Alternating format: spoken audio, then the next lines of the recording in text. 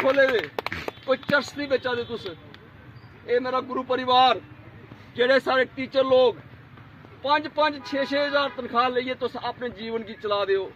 मैं थोड़े पैर बदला बाईगढ़ रोना होता कई बार दिखिए कि कुछ लोग ये बड़े बड़े लोगों की संपत्ति बनी चुकी थी। एजुकेशन अपने बच्चे ही पढ़ाओ, चित्त कने पढ़ाओ, नहीं तो मरिया क्यों। सरकार ने सच्ची तो नहीं छोड़ना। मैं 2005-12 में थोड़े वास्ते क्योंकि मैं ये टार्चर साइड किया था, मैं करप्शन दी थी है, मैं एंटी पार्टी के घर पैसे देते थे, मैं जगह जगह पैसे देते थे।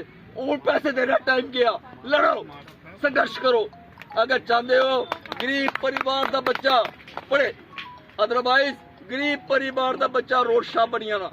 और सरकार की नीति जी है दो गलें दी है, एक तो ये वोटें वाले की खुश करा दी, एक नोटें वाले खुश करा दी है।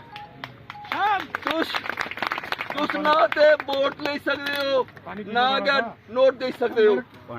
इस वास्ते मेरा एक निवेदन है, अपने स्कूले दे जेड़े तुहाडे प्रबंधक उनके कन्नै खलोई जाओ। नेता सरकार की जी नीति है कि तुसें जी अस नई जॉब। धन्यवाद कि आप लोग समय रहते यहाँ पे आगे।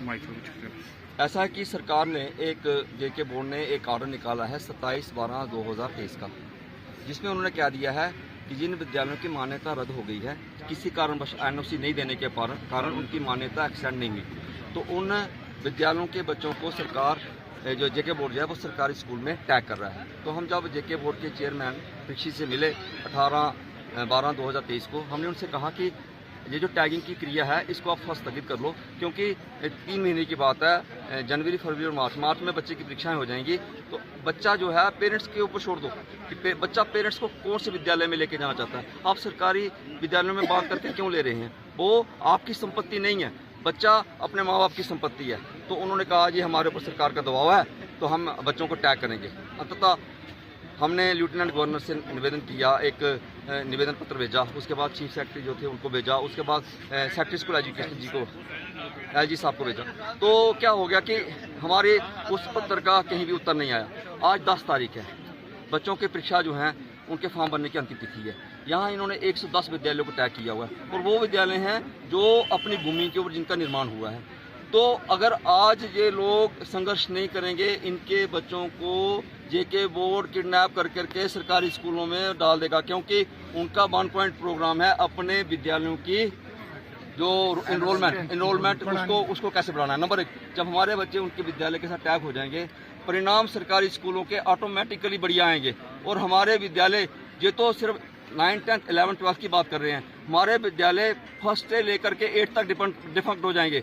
उसके साथ ही हमारी जो टीचर कम्युनिटी है वो क्या करेगी? हमने यही बात अपने प्रीशियस महोदय से की कि भाई आप बताओ कि जो टीचर कहाँ जाएंगे। उन्होंने क्या दिया कि इसके ऊपर हमने कोई अभी सोचा नहीं है। ये सरकार का एक अत्याचार है। इसको अगर हम आज रोड के ऊपर उतरे हैं कई वर्षों के बाद, हमारा मन नहीं था कि हम इस प्रकार के तंत्र में उतरें, क्योंकि शिक्षा जो है, हम शिक्षाविद हैं, किसी प्रकार की भी अनुशासनहीनता हमें शोभा नहीं देती। लेकिन सरकार का ये जो रवैया है ये हमें मजबूर कर रहा है कि हम सड़कों पर उतरें, प्रोटेस्ट करें, क्योंकि पेरेंट्स को इस बात का बोध होना चाहिए कि उनके बच्चों का अपहरण उनकी इच्छा के विरोध हो रहा है। और पेरेंट्स ने बच्चे सरकारी विद्यालय में डालने होते तो वो हमारे पास स्वेच्छा से लेकर के क्यों आते? हमारा विद्रोह यही है। आप कृपया हमारा सहयोग करें। यहाँ बार बार पूछा जा रहा है जी आप पुस्तक किताबों के लिए बोल रहे हैं, हमारा 1 पॉइंट प्रोग्राम है टैगिंग, हमारा और कोई दूसरा मकसद नहीं है। कृपया हमारी आप you are the 4th and strongest pillar of democracy, आप कृपया हमें सहयोग दो। हम अगर हमारे में कहीं कमी देखते हैं आप उसको भी बाहर निकालो, क्योंकि हम चाहते हैं criticism is the source of life, pillar of democracy. अगर आप हमारी बात को उठाते हैं तो आपका सदैव हम लोग आभारी रहेंगे, क्योंकि समाज का निर्माता हम लोग हैं। और जब निर्माण करने वाले को ही जब मार देंगे तो समाज कहाँ जा कर के खड़ा होगा?